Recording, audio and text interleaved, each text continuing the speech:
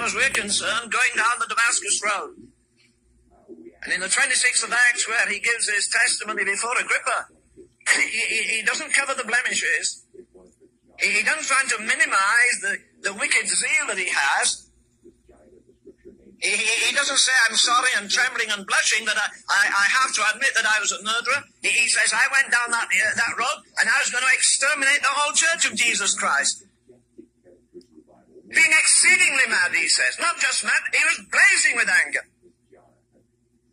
To think that some people were following a man who died on a cross, to think they wouldn't go to the temple and offer sacrifices and regard the high priest and go through all the different and very wonderful things on the calendar of the church or their church. But going down that Damascus road, God got hold of that murderer and made him a messenger. He got hold of the persecutor and made him the greatest preacher ever. He got hold of the executor and made him the greatest expounder of the gospel that the world has ever seen. He says, giving his own testimony, that when he went down that Damascus road, the Lord appeared unto me. He revealed himself to me.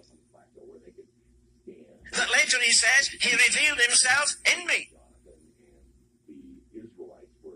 He daringly says over and over, you remember Galatians 2:20, quote it so often, that I am crucified with Christ, nevertheless I live. Yet not I, but Christ liveth in me.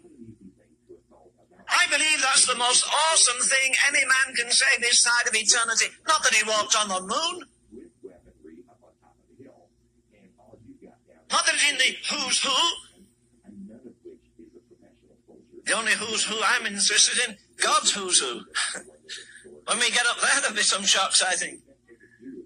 The greatest thing that can ever cross your lips is to stand and say to the world, the flesh, the devil, the in-laws and outlaws, Christ liveth in me.